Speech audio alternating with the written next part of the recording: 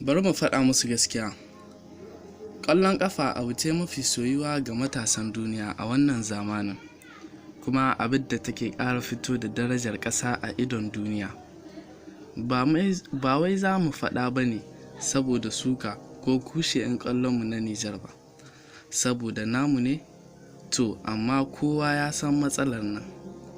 Kawai ba a ɗaukar waɗanda suka iya ne ko kuma suke da kishin ɗago da ƙasarsu a idon duniya, sai dai a zo a ɗauki 'yan birni 'ya'yan masu kuɗi da 'yan siyasa saboda suna ba da wani abu a ɗauke su.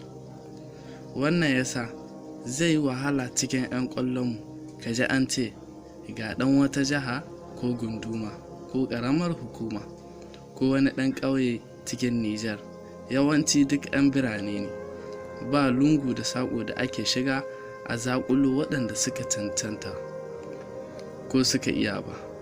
Yawanci ma ba 'yan Nijar ba ne. Ina faɗar haka ne saboda yadda ake warewa 'yan ƙwallon kuɗaɗe, amma ba su taɓuka abin a zo a gani sai cusa ma 'yan ƙasa haushi da takaici.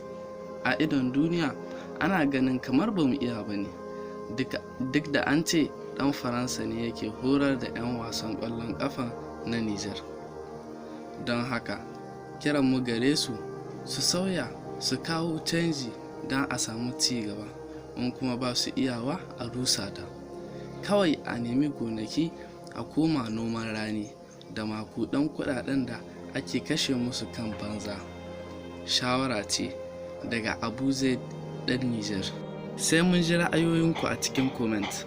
Kuma idan wannan shine farkon ziyartar kashen mu, ka taimaka ka danna mana kalmar abu ne. Kuma idan bidiyon ya burge ka ƙara daurewa ka danna mana kalmar like domin bidiyon ya je ga sauran 'yan uwa. Mun gode. Tashar Niger 227 tana gaida ku.